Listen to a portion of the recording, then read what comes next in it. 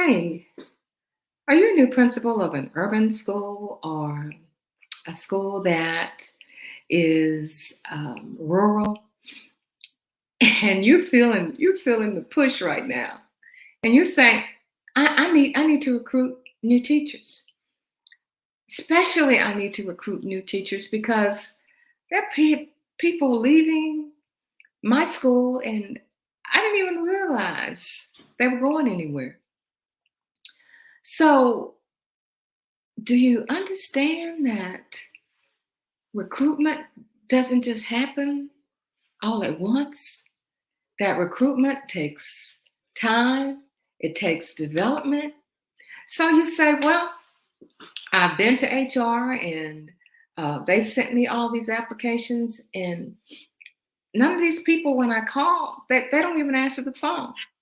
Or you say, I've been to job fairs and people have said that they want to come to my school and they're interested in working in our community. And when I say our community, I'm talking about the community where we have our low income children, our urban school districts, our rural school districts, those campuses where our students are struggling.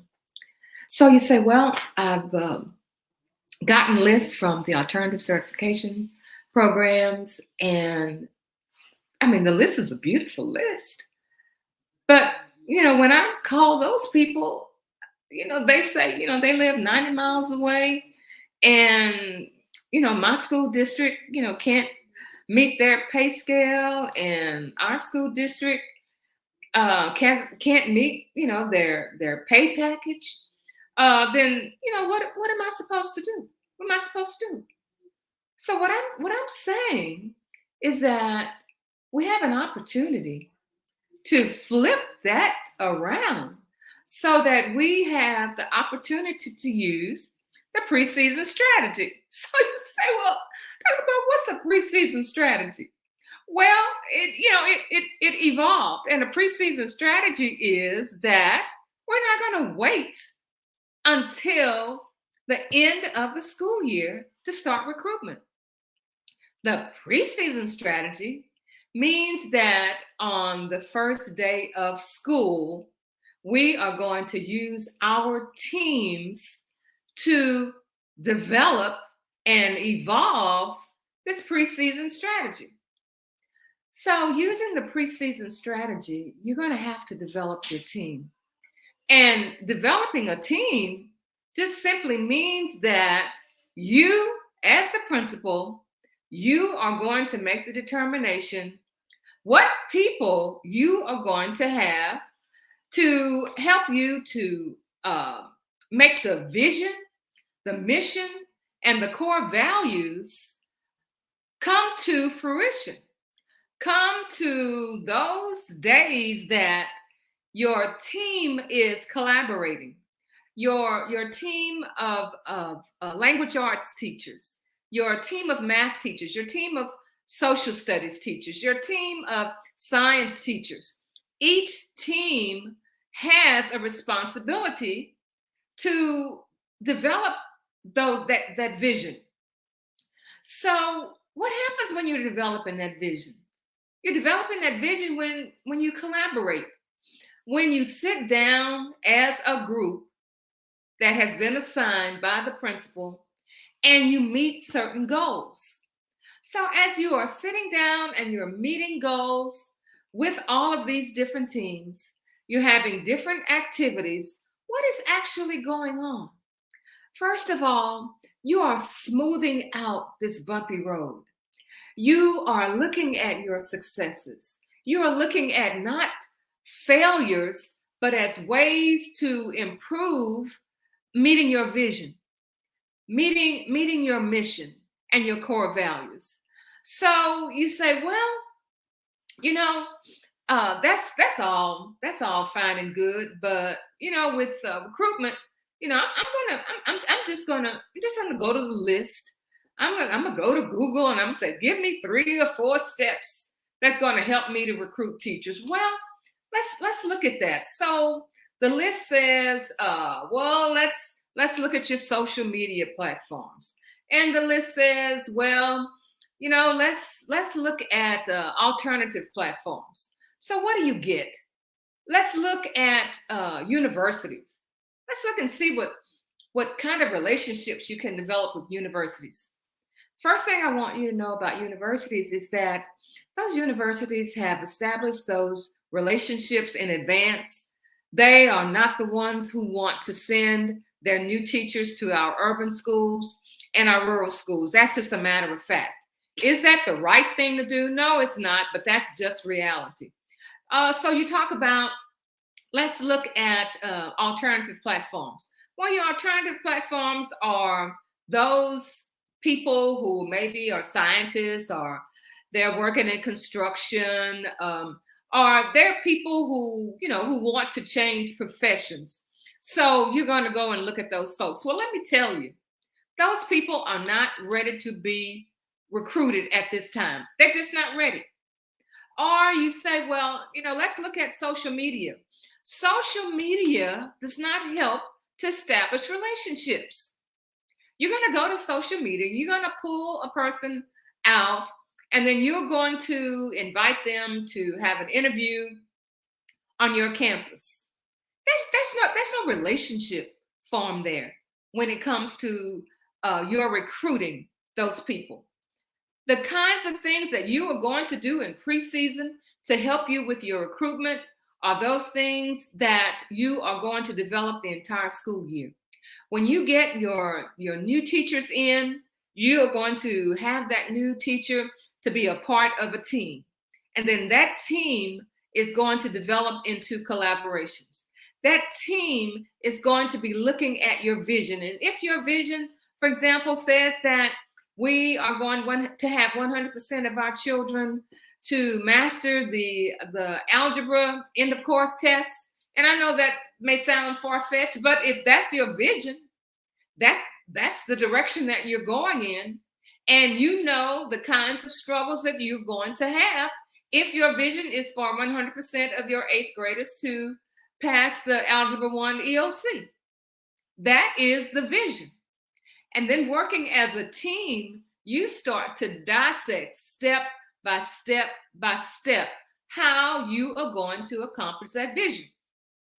So what happens when you're accomplishing that vision? First of all, you get to understand each other. You get to support each other. So what's happening? What's happening? While all of this is happening, you are sharing this information with friends that are teaching at other schools, at other school districts, family members who may be out of town, out of state, out of country, and you're talking about how fantastic your experience is with your particular school.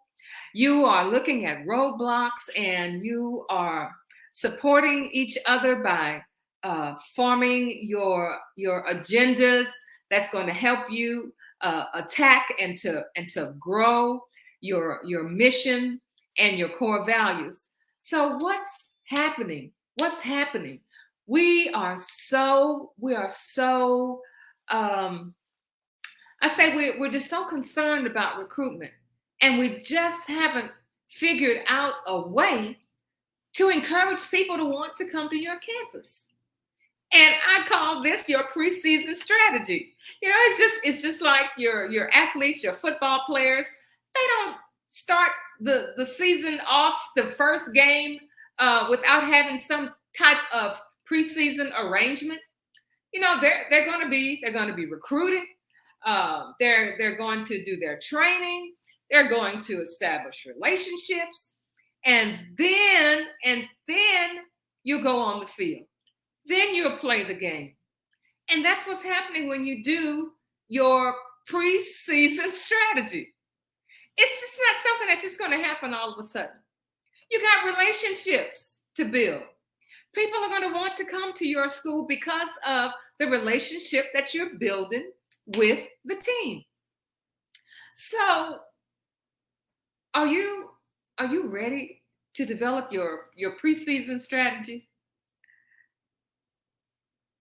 Are you ready to look at those lists that you have and share that list with your team and say, hey, let's divide this list up.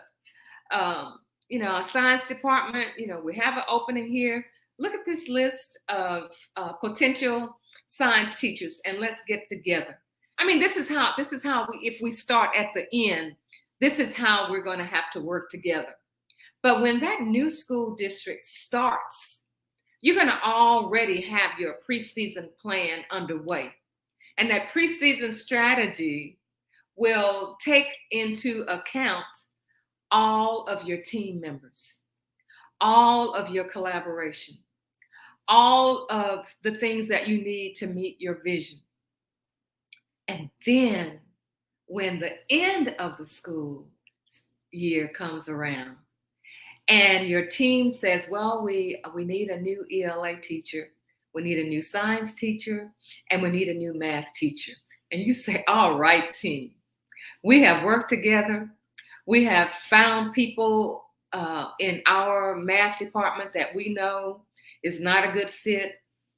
They've turned their resignation in, and we got somebody who we think will be a good fit in our environment. And that's all because of your pre-season strategy. So don't worry about, well, I'm in an urban school, I'm in a rural school, I can't get anybody to come over here.